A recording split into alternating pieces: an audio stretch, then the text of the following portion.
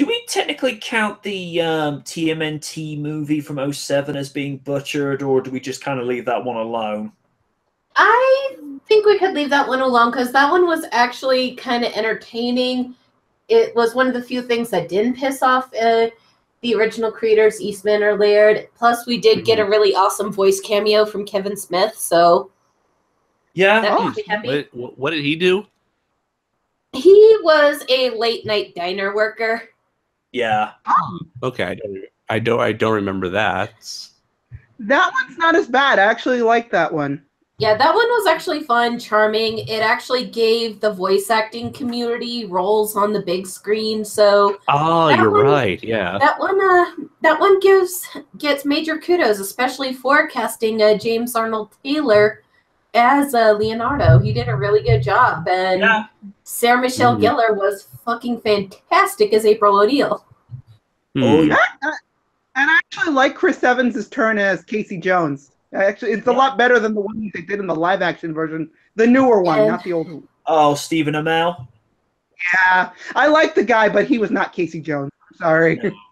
And the fact that they got Sir Patrick Stewart to be Winters. Yeah.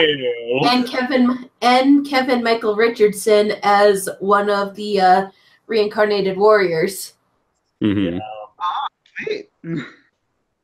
And Cowboy Curtis as the narrator, which is why I loved it. Which is why I loved it.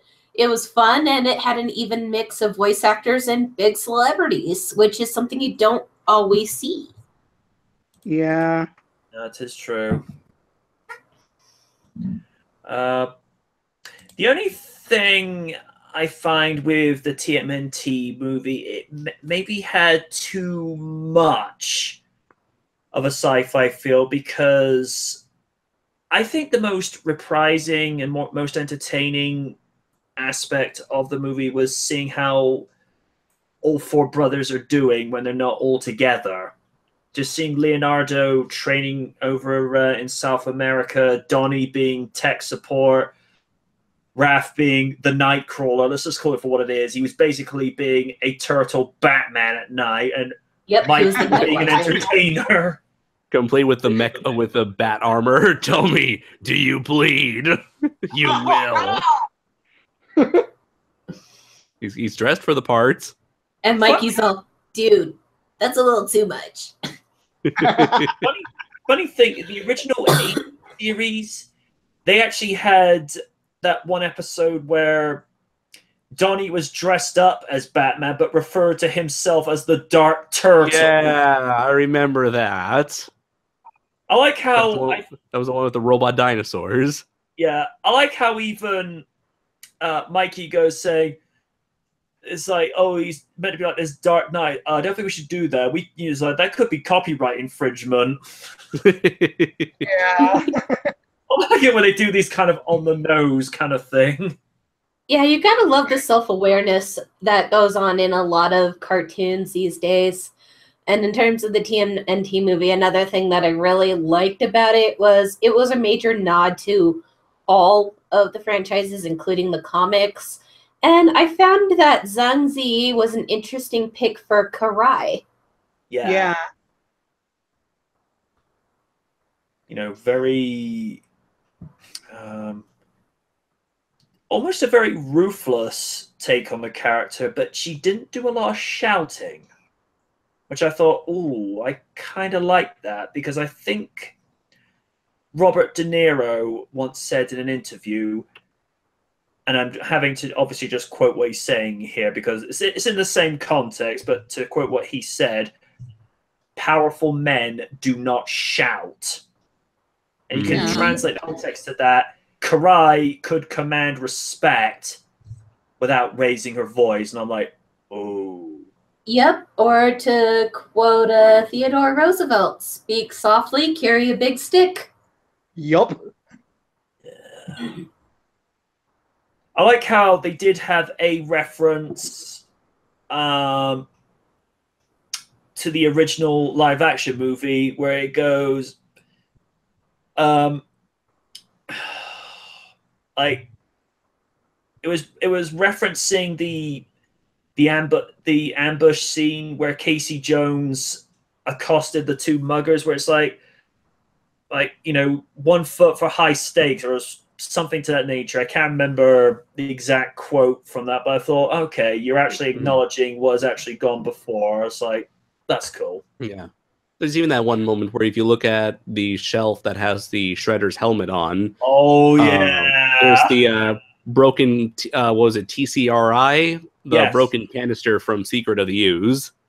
Ooh, nice. Nice. So there's kind of like a subtle hint that it may or may not be in the live action continuity. Not to mention the close off from Raphael in the end when he goes, "God, I love being a turtle." Right. So it's as cool as those Easter eggs are, it is kind of confusing for Ninja Turtles fans as to where this movie takes place, because it feels like a sequel to a non-existent movie, while also combining elements of the live-action movies and the then most recent animated series. So it's kind of like a weird mishmash hybrid that's trying to be its own thing while also continuing from some continuity. It was probably referencing stuff from the comics. Also, that's also another thing. Yeah, so you got like a story that's trying to appeal to comic book fans, the fans of the cartoon series, and fans of the 2003 series, and fans of the live action movies. And so, I don't think it really worked all that well, in my opinion. But you've got to admit, there is one more silver lining. While it was a good movie, despite its flaws.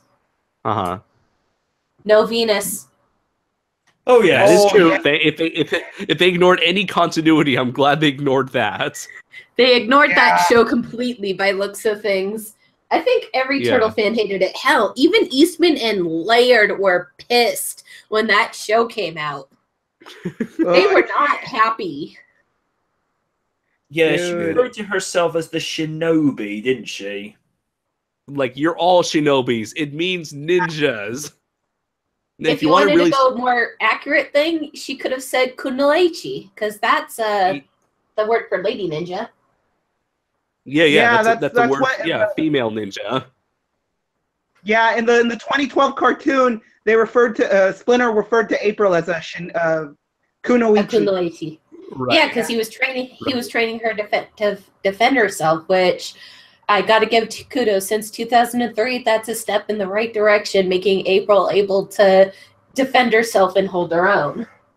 Right. If you're gonna hang around ninjas, might as well take advantage of that. And obviously not repeating what had been done in the 80s series, where you didn't know what episode you were watching, because she was always being kidnapped or compromised in some form or fashion. Right. Where in the 2003, where the 2003 cartoon, she did get in a fair share of trouble being a former employee for TGRI under Baxter Stockman before we found out how much of an evil bastard he was, but she was able to get out of it. Mm-hmm. I do kind of agree with Raiden that the whole like monster plot. I mean, when he says the whole Aztec plot, I think he's referring to the whole monsters and warriors and all the Patrick Stewart stuff. It does feel a bit out of place and feels disconnected from the Ninja Turtle stuff. Like I would have preferred they chose like a villain from that they've never adapted into, from a villain from like the cartoon or the comics that they've never done before. That feels more Ninja Turtles. Here it's just kind of all the monster, ancient warrior magic stuff. It just feels like it's something that came from a completely different script for a completely different movie that was then slapped onto Ninja Turtles just to give them someone to fight, rather than choosing from the bevy of characters from the source material. Or at least make them of Japanese origin. Then you can add one more little Easter egg that would make sense. An appearance from Usagi Yojimbo. They could do that. I love that. Sorry, I probably know way too much about all things turtles. No problem. I'm the same way with Godzilla. I have to agree with Raiden. The major good thing about the movie was Raph versus Leo. Yes! That was so well done. Yes. Just duking it out instead of being sent on the roof to have Raph do his katas as a punishment. Yeah. And they did it a lot better than Batman versus Superman did. Ooh. Yeah. The only thing I find with Nolan North voiced Raph, I think it would have been better if he had used his Giant Man voice from Ultimate Avengers, because that sounded more like the Raphael I know, but maybe they purposely had him do the voice to distance themselves from the Rob Paulson interpretation, because that's probably the most iconic Probably. one. It sounded closer to, let's see, the voice actor from the 2003 cartoon. Yeah, they refer to that version as the Wolverine of the group. Yes. Yeah, I can't really remember the name of the voice actor, but they all did a really good job. Like Mike Sinter-Nicholas was amazing as Leo, and I loved Wade Grayson as Mikey in the 2003 cartoon. And I'm not sure who they got to be Mikey this time for the 2007 cartoon, but he did a really good job too. It's kind of a three-way tie in terms of favorites between him, Wade Grayson, and Greg Cripes, because I'm not gonna lie, Greg Cripes does an amazing job in the 2012 cartoon. Don't get me wrong, I like the one from the 80s, but at the same time, I feel that these three sound a bit more like a teenager actually would. Yeah, Greg Sipes really does like a surfer dude attitude like really well. And also, I feel like I'm not the only one with this mindset. I think they did a better job with the anniversary specials with the 2012 series, much better than the 03 meets the 87 one, because although the 4Kids cast did the best that they could to try and sound like the 87 cast, there was actually a reason why they did that. They wanted to get the original cast, but there was some serious confliction issues with the union company the original voice cast was working with. Mm-hmm. So they had to kind of improvise, otherwise they would have gotten Avery back as Shredder, rest in peace, dude.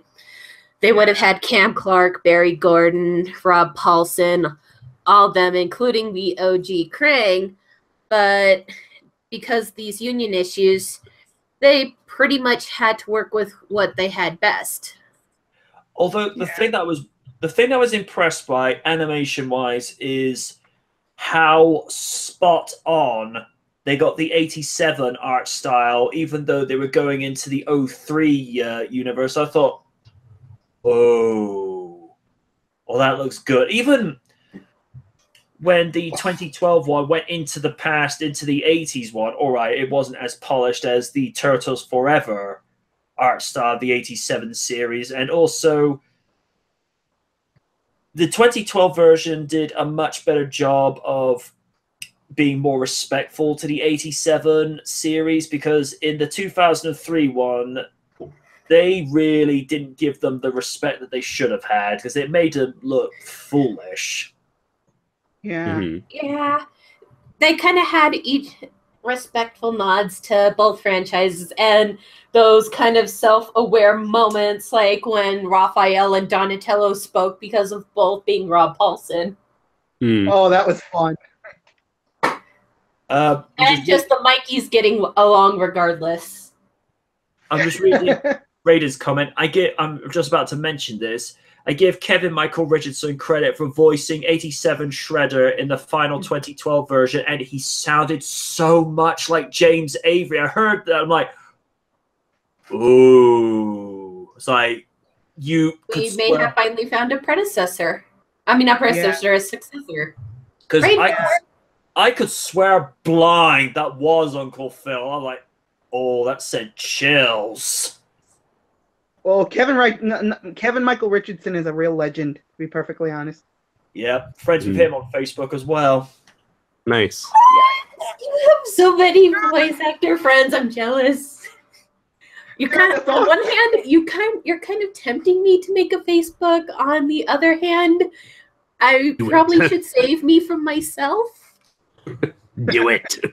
Do Because it. I have too many opinions. I'm overly opinionated. I'll get myself in trouble or blackballed. Oh,